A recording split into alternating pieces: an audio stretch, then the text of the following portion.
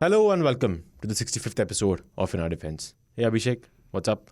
How are you, Dev? All well? All well. Busy days, busy weeks, busy weekend actually. Interesting weekend actually. a weekend I was, over the weekend, just before the weekend, I was in office all night. Oh, Yeah. When the US visit was happening. right. Oh, yes, that was going on. Of So course. I was in office all It was night. the concluding day of... for 2 days I was in I office. think it was Friday night for us was, I think, the last... So it was set of Thursday events. night and Friday morning, and Friday night and Thursday, and Saturday morning, yeah. Saturday morning is when PM Modi's visit to the US wrapped up. Yeah. Interesting visit. Some couple of We've big discussed, announcements. We've discussed the drones and the fighter jet and engines. HAL deal. Yeah, but what we'll discuss in this episode is actually what happened, I think, just around the same time. I think probably when you were wrapping up your night or day, however you want to call it. And I was just kind of waking up and something happened in Russia. Something that hooked the entire world for, I'm guessing, the whole weekend. And then it just mysteriously fizzled out. We're talking about the attempted coup by the Wagner group, the mysterious Wagner group. Not sure if it was an attempted coup.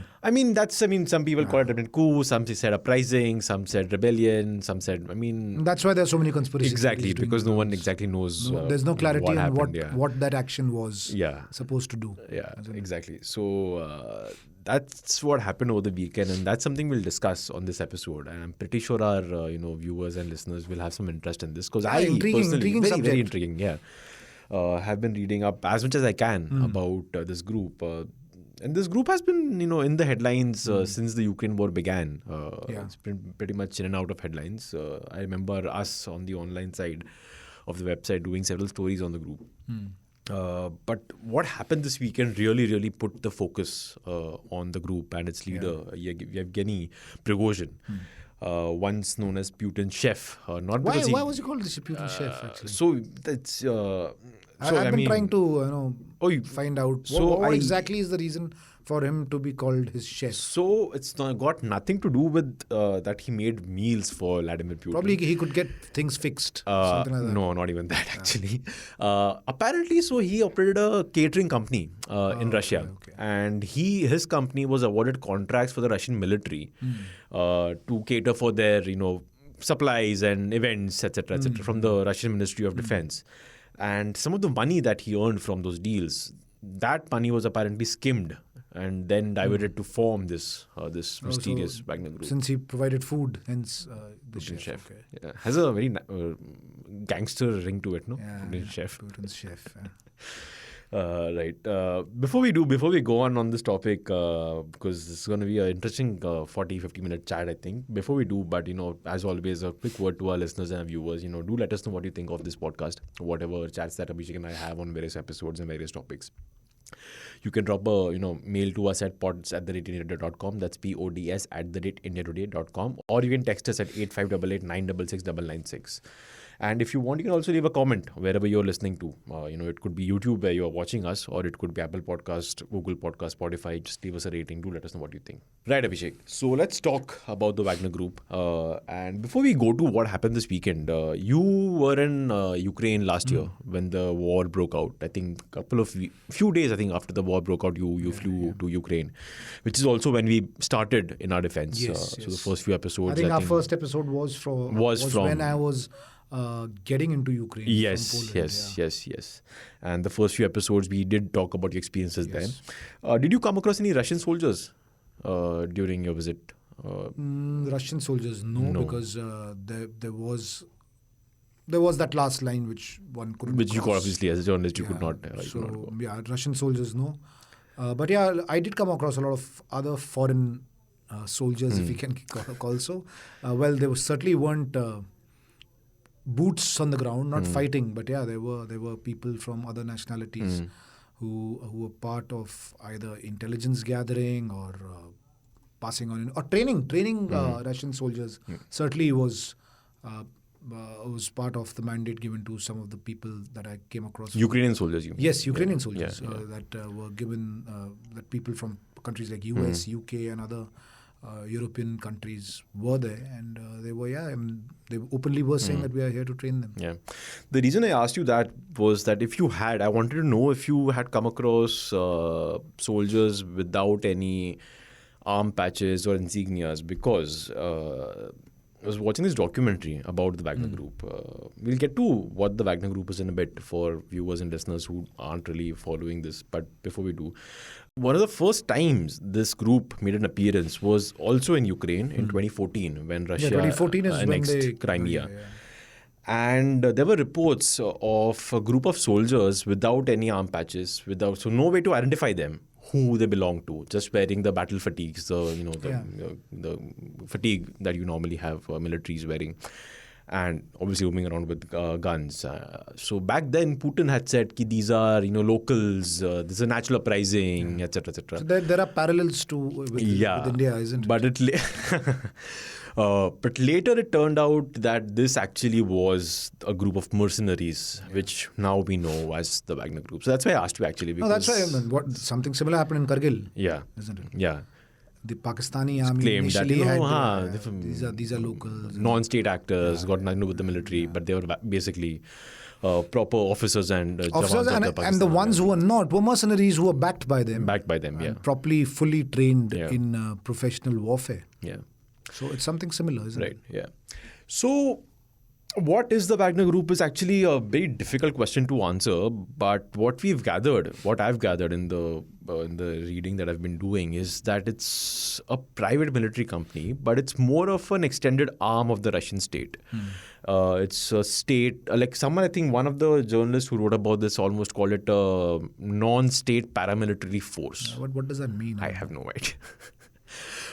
As an observer of Indian military, which I think qualifies as a professional military, yes, this is a puzzle. Exactly. I mean, even Indian military officials wouldn't know what exactly what's a non-state paramilitary force. Have zero idea. Only the Russians can explain this, and that's why I have certain certain questions that come to mind. That make you feel that this whole thing about Russia being a big superpower and a military power, I think all that narrative gets questioned in the last 1.5 years. Yes. Especially what happened over the weekend. I mean, if you think of it, I mean, for a couple of moments over the weekend, I was actually laughing. Why would you need mercenaries? What is going on in this country? Yeah. Why would you need mercenaries? Yeah. I have no answer to that. I can only say that professional military should not depend on mercenaries. Because they can turn into a Frankenstein monster at any moment. And I don't know whether they turned into a Frankenstein monster right now or not. There's so many theories going around that it was probably a fixed match between the two. Yeah. So nobody will know the reality. The reality in such cases is always an illusion. In fact, the illusion is the only reality, I think, isn't it? Because nobody will tell you what was the purpose behind it. But just on the face of it, the idea of a private company being a mercenary army in a country which boasts of a very professional military is mind-boggling. Yeah, it is. And mercenaries do have a history. I mean, if you go back, they do have a history. Of course. Soldiers for hire have always been. But in the modern day world, you don't really come across advanced militaries. See, another example, which is actually opposite to what has happened, where India used sort of mercenaries in a way, was probably the Mukti Bahini. Yes. But there was a line when you need to sort of move away from them. Yeah. It was Mukti Bahini was more of a covert operation to go and do a recce so that your army gets a sense of what's happening before they move in, create some trouble there. But once the war started, it's okay, Mukti Bahini, the local knowledge helped our army. But after the war ended, we did not continue with a Mukti Bahini unit. Yeah, because by that any stretch of the Mukti imagination. Bahini seems more of a strategic, part of a strategic, larger strategic to carry plan, out because, operations. like you said, you don't know the local lay of land, so you probably would rather have the locals over there, kind of go there and blend in. And the other is the SFF, Strategic Frontier Force, that we've spoken so much about. Where you pick up young boys from Ladakh and get them into the army, which is again a sort of a covert. It's not covert anymore. Everybody knows about it. But it's not a militia. Yeah. It's professional. Yeah. Trained. They're trained. They're professional. They're part of a system which is official. Yeah. It might be secret. Yeah. But it's official. And that kind of makes them accountable. I mean, not in maybe perhaps in public, like because they're secret, but at least because they're in the system, they're accountable. Precisely. I mean, yeah. And there's no scope of them doing a coup. Yeah. Absolutely no scope. I mean, I hope so. I mean, but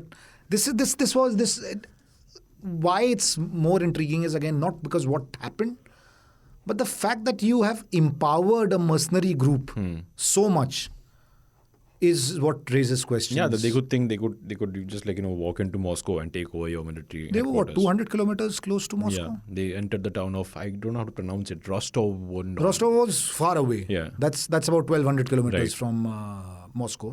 That's close to the border, Ukrainian border. That's where they were operating from. But they moved in about 200 kilometers from Moscow. So they did managed to travel about 1,000 kilometers. Yeah. Which is again very weird. And where was the Russian military for 1,000 kilometers?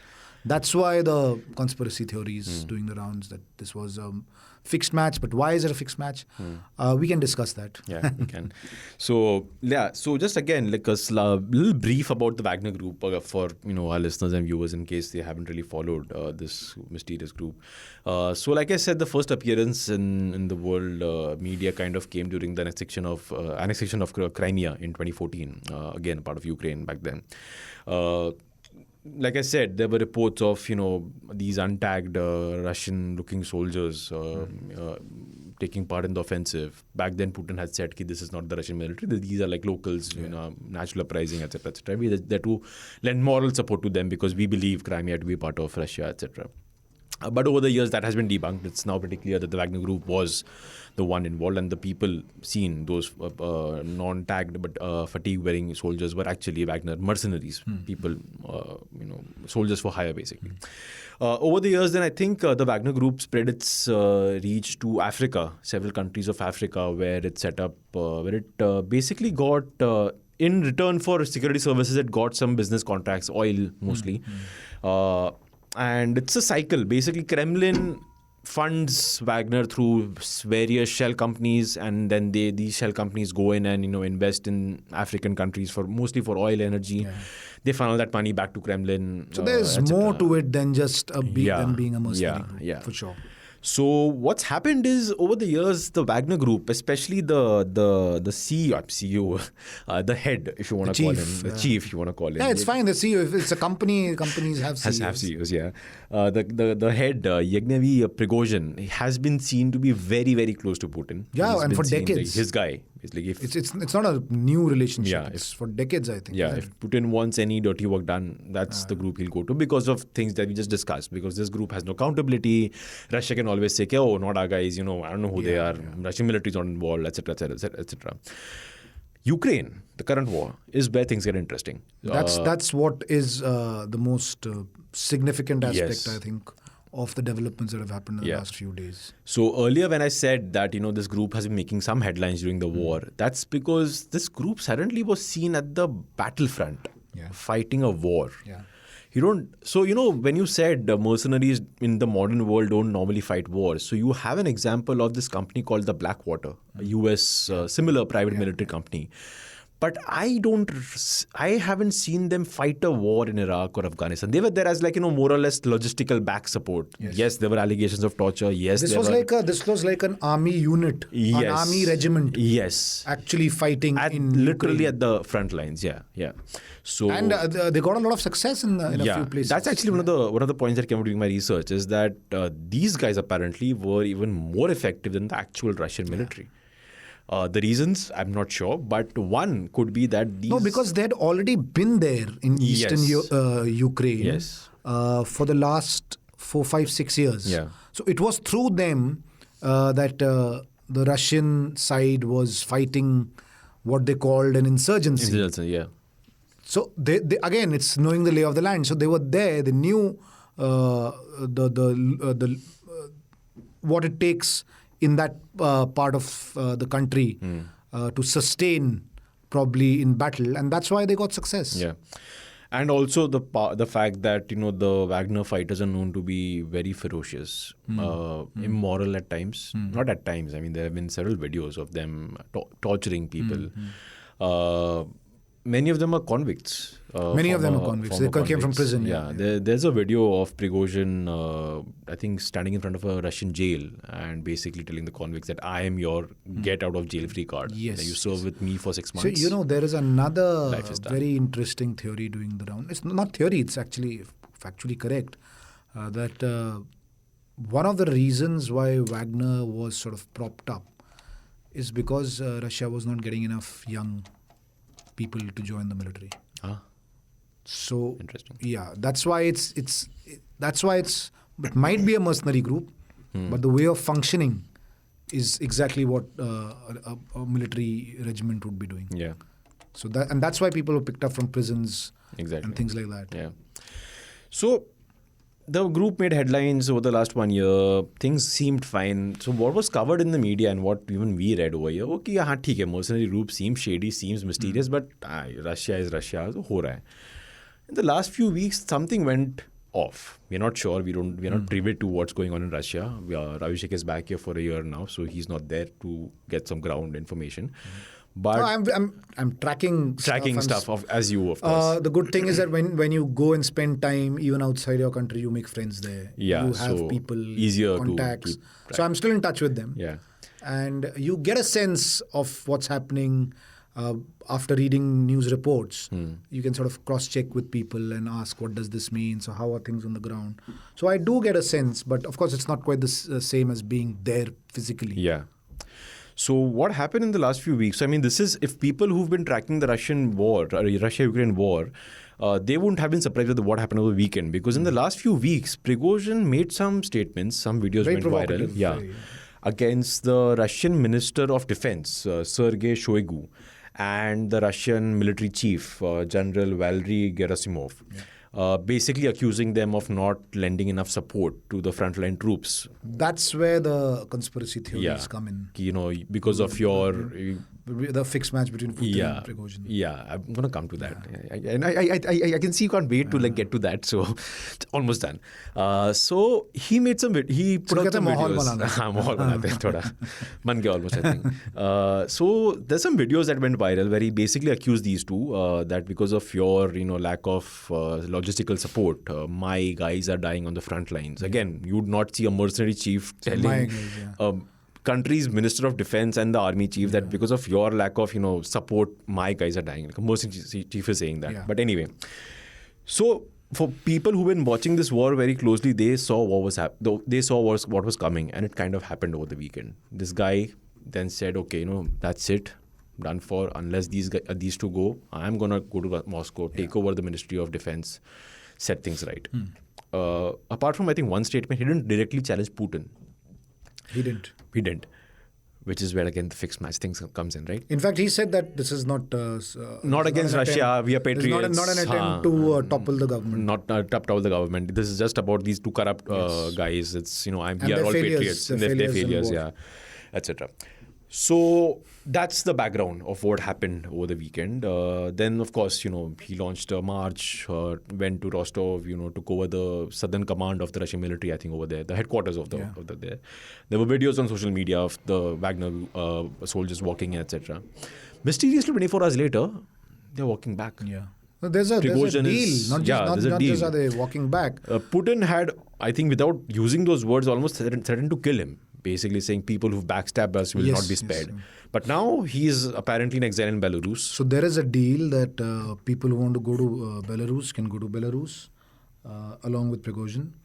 Those who want to stay back can stay back and sign an agreement with the Ministry of Defense. Basically take part in the military. Yeah. So somebody who's picked up arms against the country is being happily welcomed in your own military. Yeah.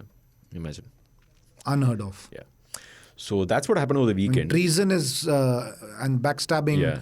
is the biggest crime and sin that one can commit, being in a military. Military, exactly. So here, technically, they were not part of the military, but even after the action that they did, which was completely against the military, which in my vocabulary, it would be treason. Yeah. They're being welcomed with open arms. Yeah. This is almost like, India saying the JEM chief can stay in exile in Pakistan forever. Yes. We won't do anything.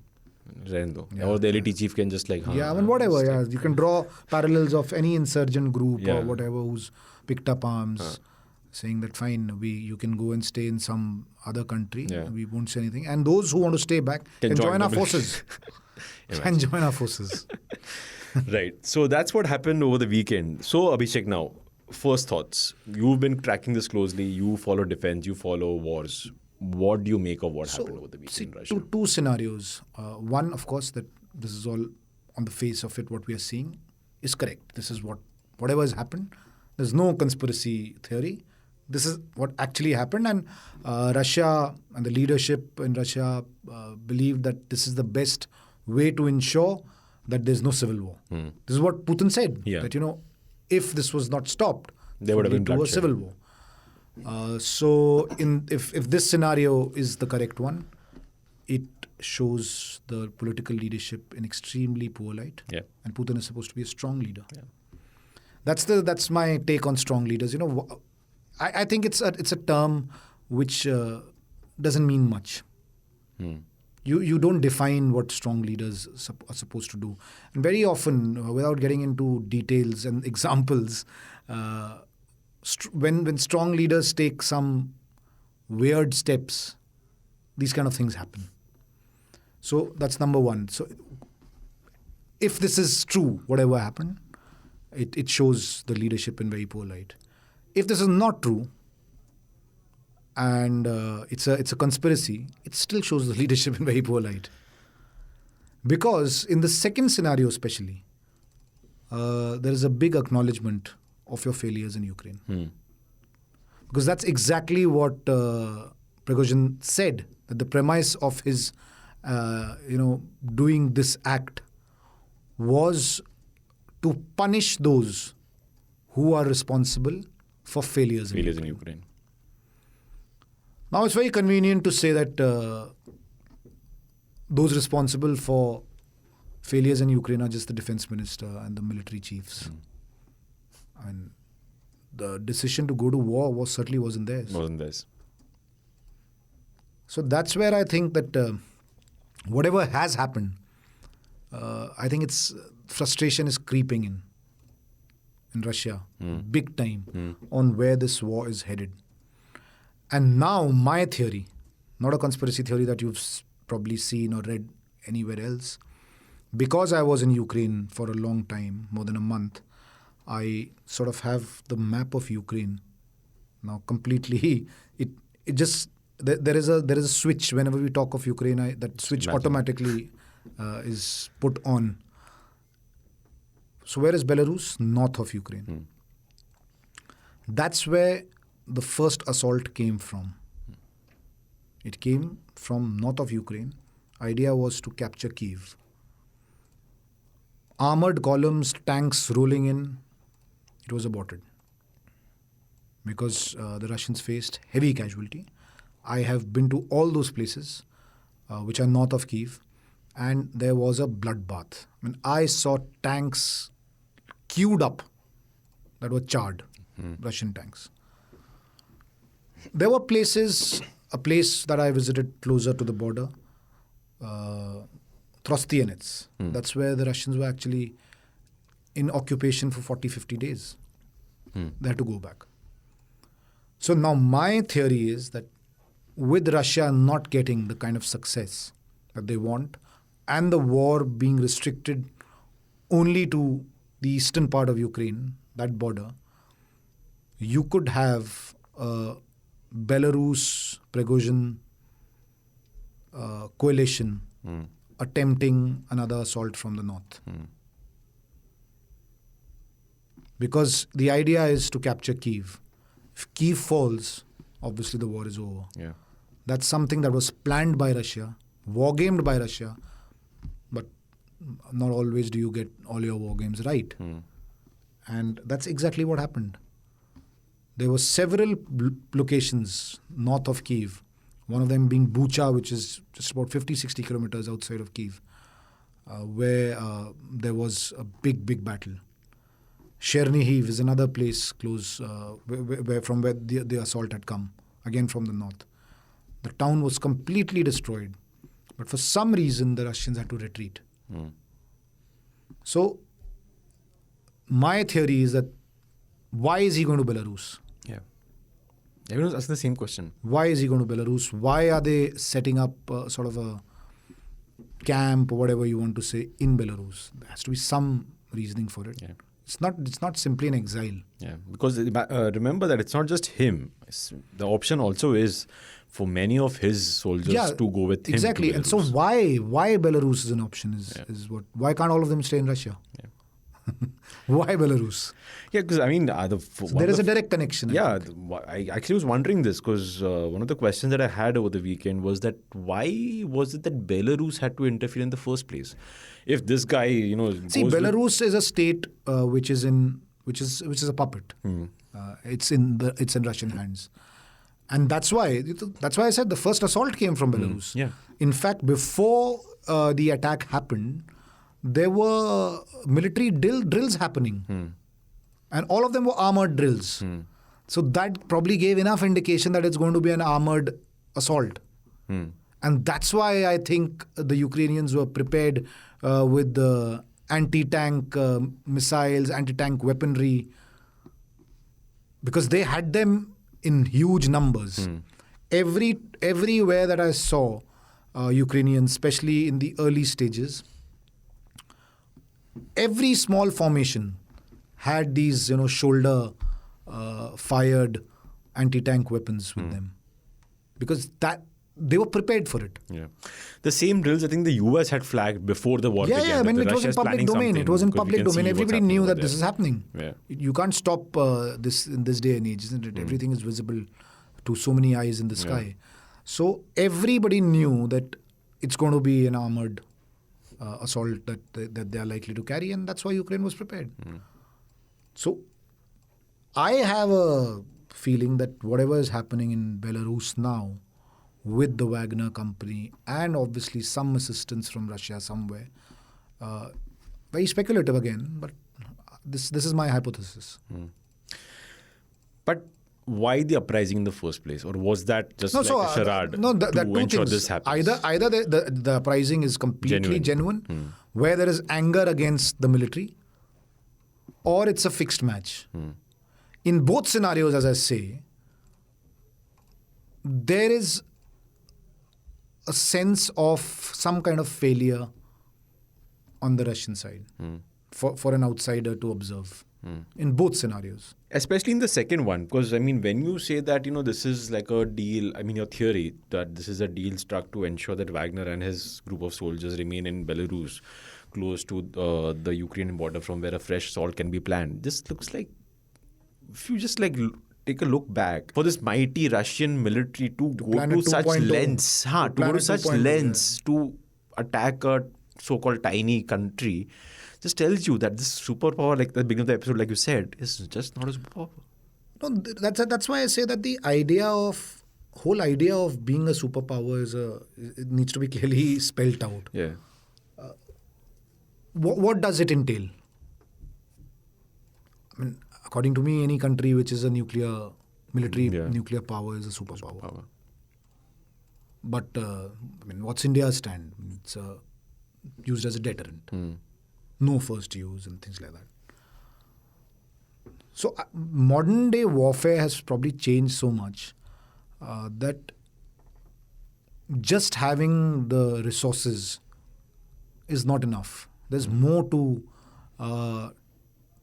tactics as well as operations and strategy when you plan something like this. Even China, whatever has happened in Ladakh, Yeah, we've discussed that, yes, we've faced sort of reverses somewhere. The Chinese are sitting right, they're not going back. But at the same time, it's not spanned out exactly the way Chinese wanted. Yes. It's not a cakewalk. The fact that they have to play a wait and watch game, cat and mouse game, that's not what you want when you want to take hold of land anyway. Yeah.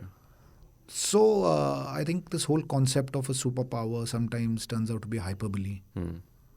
Because when things have to be translated on ground, they might not be what the superpower tag talks about. It can sort of humble you in real-time scenarios. So there's no doubt. I'm not saying that Russia is a useless military, they don't have the resources and things like that. But it's not a cakewalk. 1.5 years have gone by. Probably another half year probably it'll be 2 years, 2.5. It's getting a country to surrender in the modern day is not easy. Yeah. Clearly, I mean, this is not easy. And you might give whatever reasons that the West is supporting them, but that's geopolitics. Yeah. You're supposed to do those calculations. That's what makes you a superpower. That's what strategic vision is. Yeah. If you can get enough countries to back you during a war. And why should you expect that some country will fight alone? Exactly. If that's the assumption, then that's not a very professional way of strategizing. Yeah. So, I think anybody who feels that they are a superpower needs to do this kind of introspection. Yeah. Taiwan and China, again. China has not had their way. They can also cry foul that America is supporting them. Yeah, they are, so. So be it. What do you think this does now to Putin's image, whether it's domestic or internationally? Because, like we mentioned, crucial point that throughout the happenings of the weekend, Prigozhin never directly mentioned Putin in any statement. Him. Yeah. He attacked the Minister of Defense. Yeah. He attacked the army chief, the military chief. Yeah. Also giving rise to speculation. Maybe this was just like a charade so that Putin could then take action against those two and like put the entire blame of the failed war so far on those two and kind of clear his hands of the mess. Again, see lots of speculation, lots of conspiracy theories because we just don't know exactly what's going on. What's going on. But regardless, like you said, that even if this was a charade, even if this was like a fixed game, for something like this to happen in the first place under a strongman leader, that itself is... It's embarrassing. It's embarrassing. And again, I go back to what we understand best and what we relate to more. I just don't get the logic of having a mercenary group. I mean, if somebody can explain to me how that is important, I think the only strategic importance one can draw out of it is how they've sent them to Africa and things like that. And they virtually work as a company giving assistance. But at what expense, again? Yeah. It's I mean, you can send UN troops and things like that to other countries, but a mercenary group, when they come back, and the only parallel that we can draw, not a parallel, but just there were concerns raised about Agniveer also, isn't it? Yes, in India. Yeah. Not saying that they're going to be mercenaries. Actually, some people did go to the extent of saying that they'll end up being mercenaries. They did. People did. But I don't agree with that. Agniveers will not end up being mercenaries. Yeah, but the question remains, what will they do? The guys who don't make it for the entire service, what do they do after they leave? We've discussed that as well in detail. So if we raised questions on Agniveer, what will people do after 4 years of military service? Then this is, I mean, this is blasphemous if you are to compare. And Agniveer is like really a very innocent kind of idea. And isn't it? Yeah, but coming back to Russia and to not answer your question, but just to expand on the thought, I think what was a mercenary group doing in the first place in a war? I think the answer... Not just in a war. What space does it have in a country? In a country, yeah. So I mean, like you said, one Africa, one and a country which is not a. I mean, one can argue that Putin behaves like a dictator and things like that, but it's not quote unquote a dictatorship. Yeah. So you can have mercenary groups where there is a dictator and he says, okay, this group will function there, this group will function there. So technically, theoretically, Russia is not a country that functions like this. So why did they need? I can't make sense of that. I mean, one reasoning given for such groups, especially in the case of Wagner's, is that allows Russia to keep its official death count low. Yes. So that's maybe for an operation like 2014 or when the war started. And the numbers have risen from 5,000, they've gone up to 50, 60,000. Yeah. But that's also hollow because after a point, people will see through it. I mean, like what's happening right now, everyone knows. I mean, Wagner, no Wagner, military, no military. I mean, these are Russians at the end of the day. It's part of Putin's larger plan and he's suffering losses. Yeah. Whether it's the Wagner group's guys who are dying or whether it's the actual Russian military. Precisely. Anybody who's on the front line, anybody who's on the front line is fighting Russia's war, Putin's war, Russia's war, whatever. Putin's war is getting facing a setback. So, yeah, I mean, I don't really. Maybe otherwise, on the discussions that we've had on the Ukraine war, one reason could be, especially in the current context, could be that because the Russian military was perhaps was taken by surprise with Ukraine resistance and they did not know what to do. They just turned to the only available force that they had. Like, oh, we have a Wagner group. Oh, they are armed. Oh, they know how to fight. Oh, they were in Crimea before. Let's just send them to the front lines. Okay, just to play devil's advocate. I mean, we've sort of slammed Russian strategy till now. Not that we're war experts. Exactly. So just to give another kind of a scenario that we missed. So it's very normal that in war things don't pan out the way you plan in war game, which has happened. Let's assume that has happened, and that's why strategy is a long-term game, vision, and not something that you decide overnight and get results within a week or a month or 2 months. So Russia has at least been successful in ensuring that now the Ukrainian forces are only focusing on the east. And when they attacked from the north, the idea was to sort of create confusion within the Russian forces. Where do they fight? Do they go south? Because there was a threat of Russia coming from south, from Crimea as well. Yeah. So do they go south? Do they go north? Do they go east? Subsequently, in the last 1.5 years, the war is now restricted to the east. Entire Ukrainian force is fighting hard in the east. So the scenario that we were discussing, that why this could be a fixed match and why the Wagner group, along with support from Belarus and some Russian units, can move in from the north once again. That's where the Ukrainians are not that strong right now. So the element of surprise. But again, if I and you can talk about it, I'm sure Ukrainian military must have thought of that also. as well. Yeah. True that. Isn't it? Yeah, true that. I'm not that great a Chanakya of military warfare. So if I can discuss this, I'm sure they have. Yeah, because honestly, I didn't think of this, but now that you mention it, it does seem a pretty plausible scenario that this could be. Because I'm pretty sure no one in Ukraine is resting. Oh, these guys have disbanded. Oh, I'm sure they're watching. I'm sure they're watching. Let them be Belarus. If they know that this war is a long one to fight, I'm sure they'll do their calculations as well. Yeah, and one thing that this war in Ukraine has shown is that Ukraine has proven to be quite smart.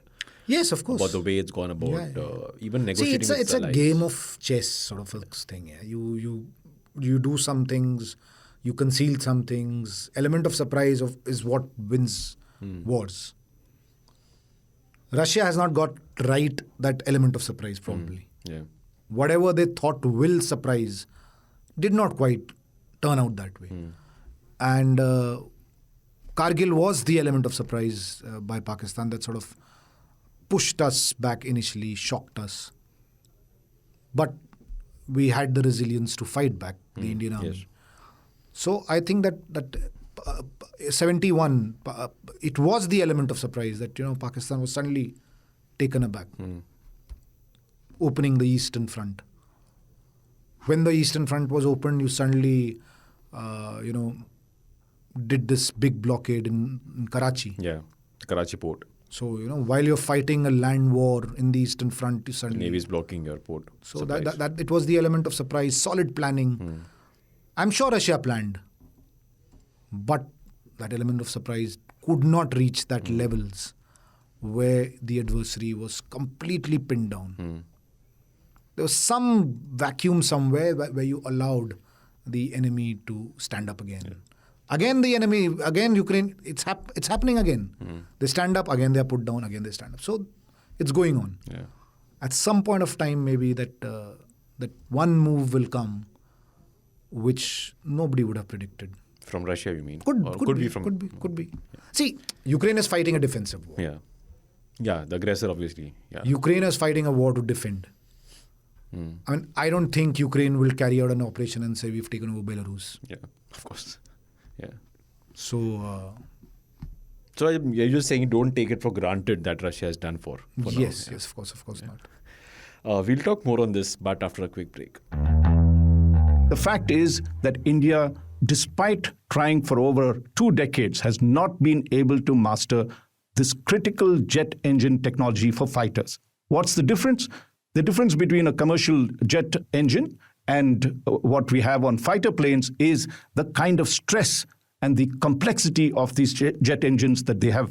Just imagine that you have to travel at speeds faster than the speed of sound. You are flying in high altitude, high temperatures and pressures, and you have to decelerate and accelerate at great speeds. And that means these engines require the kind of resilience, the toughness, particularly when it comes to material, so that doesn't crack under these extreme conditions. And India was not able to master it. Now, GE has agreed to transfer that kind of technology to India. And from what we hear is that it is around 80% of the total technology that will be transferred. Another 20% the Americans will decide later. What that particular component is still under debate, but clearly it has something to do with materials, because that's where a lot of the importance comes in high tech, where critical materials to withstand the kind of pressures, the alloys that they make, is all very, very sensitive information, rarely shared. Whether GE will finally do it and what are the other aspects of it will soon be known as details come out of the deal. But let's look at the other deal that they sold, which is the MQ-9 Reaper drones that are top of the line, but these are off the shelf. These are not technology transfers, but critical. When India has to guard its seas as well as its borders, these Reaper drones are armed and can strike at tremendous force and accuracy. And this would be a major, major plus for the Indian Armed Forces. Tune in to Nothing But the Truth podcast that dissects and simplifies one important news story every week. Catch us on Spotify, Apple Podcasts, Google Podcasts, and other audio platforms. Welcome back. Abhishek and I are talking about the Russia-Ukraine war and what happened over the weekend when the mercenary group Wagner, led by Yevgeny Prigozhin, launched an armed uprising, is what Russia calls it, against the Ministry of Defense. That's what they say, the Prigozhin group. That it wasn't an uprising against the government per se, against Putin. It was mostly to do with how the Ministry of Defense, Russian Ministry of Defense, was handling. I find this distinction also quite... I was just going to come to that. Like, मतलब, हाँ भाई, president नहीं उसका पता नहीं हमें, but Minister of Defense corrupt guy, military chief corrupt guy. These two are responsible for the entire Ukraine war going to the dogs. If there is, I mean, you are saying that if there is a coup against the Ministry of Defense and the military, it should not be read as a coup against the political leadership, against Putin. Doesn't make sense. Doesn't make sense. So nothing about this happening that happened over the weekend makes any sense. But before we come back, it might make a lot of sense to Russians if they're up to something. Yeah, really, really there is some plan, strategy behind this. But before we circle back to the Wagner group, I just want to quickly again go back to the larger Ukraine war. It's what we were discussing just before the break. And how you said, you should not take it for granted that Russia has done for now, and this war in Ukraine has really shown us many different facets of a modern day war. When you were talking, I was just reminded during the initial stages of the war, when the West did everything except to actually enter the war. They said we'll give them so many arms, we'll give them so much training, etc., etc. there was a lot of criticism actually in media and social media that the West is just talking and not doing much. Jung chidi hai, and you guys are just like talking because of your that signed agreement, NATO, that if you actually enter the war, then you'll be inviting Russia to attack you on your homeland as well. That was the risk. Because of which you did not even take Ukraine into NATO, because if you took Ukraine into NATO, then you would have had to actually enter the war as part of NATO agreements. That reminded me what you were talking just before the break of this, and it also reminded me of what you had said in an earlier episode, that people don't really know what the West has been doing to actually help Ukraine. Yeah. So what we've seen over the last year and a half, the fact that just like if you take Wagner's Uprising on the face of it, that there is dissatisfaction in Russia over a failed war a year and a half later. No one knows where this war is going. Ukraine has done much, much better than what people had expected. Do you think it all harks back to what you had said in an episode previously, that the West has been giving some solid support, which people haven't there is really obviously seen? support in terms of financial support, in terms of military equipment, in terms of strategy as well, advice and things like that, and how to go about. I have witnessed in the UK where the UK army is actually training the Ukrainian army, and it's a matter of record. It's not something that they're hiding. So support has been given. I mean, what else is support in war? Of course, they can't send their boots on the ground. Nobody will do that. But there has been, without the support, Ukraine wouldn't have sustained. I mean, there's absolutely no doubt about it. So that's very clear. Right. Let's talk about the Wagner group again now. And there's a report recently. I wanted to talk to you about this, regardless of what happened this weekend, by the way, because recently we talked about the Nepali Gorkhas and how China was eyeing them, and how the Agniveer schemes one of the impacts of India's Agniveer scheme was that the Nepali Gorkhas were a bit confused about what's the future. The recruitment has still not started. Has still not started because has still not resumed of the concerns of what happens to them after the 4 years in the Indian military. Nepali Gorkhas also serve in the British Army. Yes. There's a report by a national publication that some Nepali Gorkhas apparently have joined the Wagner group. Did you come across that? Yes, there are reports, and in fact, I think the first report came in Nepali press only. The first report. And then a couple of days back, an OSINT platform, Bellingcat, has in fact geolocated places where these guys are actually training in Russia. So these are Russian military camps with the pictures that were doing the rounds. They geolocated those, and they have actually established that these are official Russian military camps. And then there are some reports saying that they could be joining the Wagner group. So Nepali Gorkhas are in demand for sure, whether it's the Russian military or the Wagner group, China, keeping an eye on them. I think we should find a way out to get them back. That's the only thing. But the point that I want to make is, for someone like me, I've never imagined war to be like this, that you have, people from different nationalities going to an army. You have a private military company fighting at the front lines, and it shakes our sensibilities, the kind of system that we follow. For us, the only military is the Indian army. If we can quote unquote call the Nepalis foreigners, which in military terminology they aren't. Because they are such an integral part of India's military history. And we can again go and talk about for hours. Of course. If we start talking about the contribution of Gorkhas in the Indian army. Yes, so, and it also shows that the Gorkhas are true soldiers. I mean, if you don't take us, we'll go somewhere else. We need to be in that fighting mode every time. And as I said earlier in one of our podcasts, that gentle warriors, gentleman warrior, if you want to see, it's Gorkhas. They speak less, very soft-spoken, they don't shout, they don't even use swear words. And if you use it, they get very emotional, which is very unlike a military which is so macho and things like that. They're very sensitive. Yeah. Right. So final thought on this. What do you think the happenings of the weekend, whatever we've seen in the last year and a half when it comes to the Wagner group's involvement in the Ukraine war, what does that have to say about this whole concept of private militaries? Because I'll tell you something that is very striking is during this war, the Russia-Ukraine war, there have been maybe 2 or 3 people who've taken the limelight when it comes to grabbing attention in videos or on social media or wherever. One, obviously, Putin, because he's the president of Russia. The other being Zelensky, because of his, the sort of a rockstar attitude, the fatigue green, olive green t-shirt that he wears, goes around. Good optics. Good optics, very good optics. Brilliant with it. And Prigozhin, at least in the last few days, because I haven't seen a Russian military general giving like a pep talk to their soldiers as much as I have seen Prigozhin giving a pep talk to his soldiers.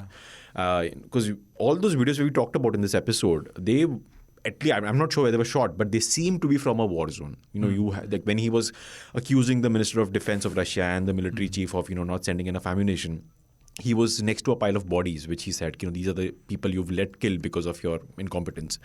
When he was, addressing those convicts that he was supposed to, conscript into his army, he was in front of an actual jail, and that's what it looked like.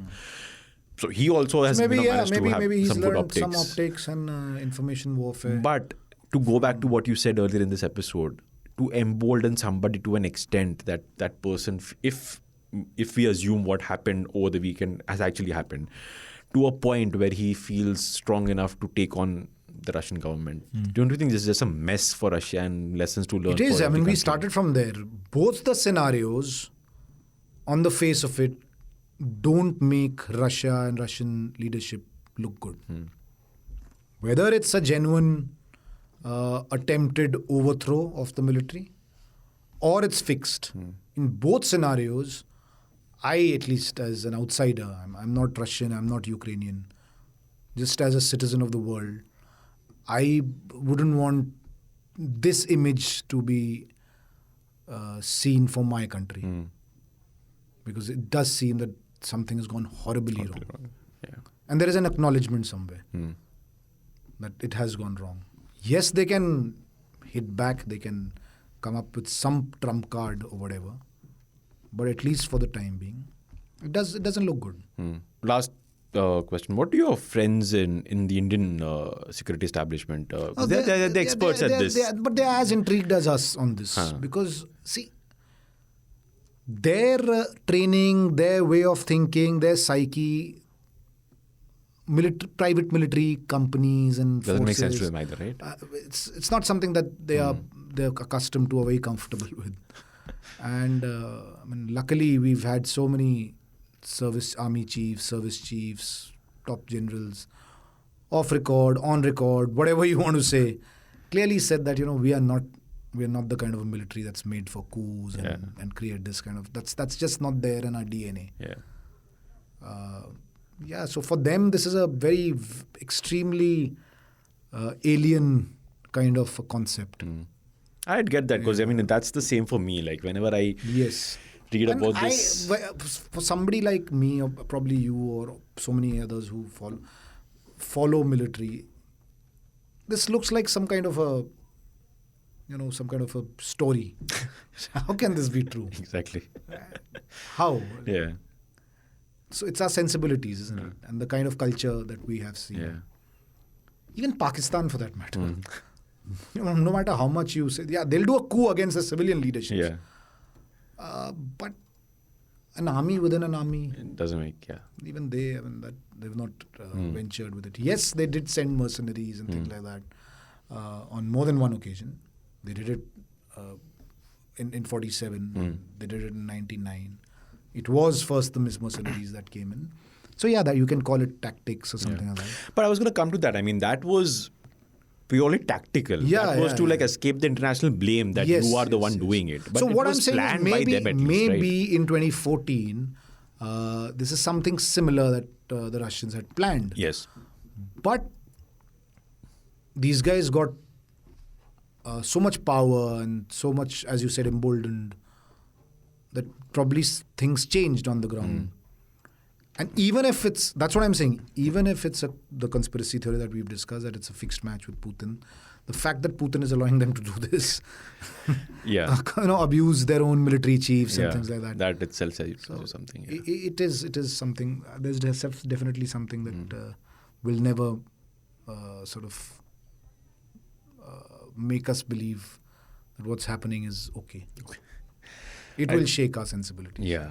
I think unless we hear more and read more about this, I'll just go with what you said earlier. Frankenstein's monster probably is the right way to why would you it. want to create one? Yeah. See, such decisions are not, again, I could be speaking too early. Such decisions are definitely not taken to gain overnight advantages. Maybe year down the line, the Wagner group's actions wins the war for Russia. Yeah. But what happens 20 years, 25 years after that victory, if they get it? Yeah. Because if they are the ones to get it, then what's the Russian military for? So might as well have the Wagner group, the official military of Russia. Yeah. Maybe you'll have a competition there. Who's the official military of Russia? So, and for me, that is completely a breakdown of normal civil life. Yeah. Even though you're talking militaries, but it's a breakdown of civil life. Yeah. And we can sit here and joke about it, miles away from it. But the fact is that the situation then is actually quite horrific for people in Russia, for people in Ukraine. Just to put across one more point.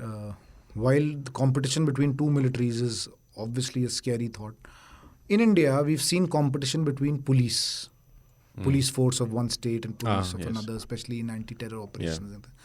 And when we sort of question that and find a lot of vulnerabilities with that kind of a mindset, यार आपस में लड़ रहे हो, कौन कैसे किसको पकड़ेगा, because you end up doing illegal things at times. Yes. Very unprofessional, definitely. Encounters, extrajudicial killings. One of the reasons is this kind of competition. So when we question this competition within police forces of our states, then just imagine a situation where there are two armies competing against each other. Yeah. It's a scary thought. Yeah. I think we'll end it there. Good chat once again, as usual. Some good insights, good talk, and I think we'll have to watch this a bit more. It's just happened over the weekend. Yes. And to be honest, I think Abhishek and I both actually are quite confused about what happened. He has a theory, and a solid one by the way. But that theory is based on just like years of following the world of defense, and of course following the Russia-Ukraine war and the happenings in that war. But what's happened is quite intriguing. So we'll keep following it. Hopefully, when we know more, the story is not over. Story is not over. I think the story is not over. Definitely, if he's still there in Belarus with a contingent of people who are loyal to him and trained in armed warfare, the story is not over. And like you said, just north of Ukraine, where the first attack was carried out. So we'll wait and we'll see what happens. So that's it. Thanks, Abhishek. Thanks to our producer, Anna Priyadarshini, as always. And thanks to our listeners and viewers. Let us know what you thought of this episode. Text to us at 8588966996 or an email to us at pods@indiatoday.com. That's pods@indiatoday.com. That's it for this week's Defense Dose. For more, tune in next week. Till then, stay safe and do not cross any boundaries without a passport. Bye-bye.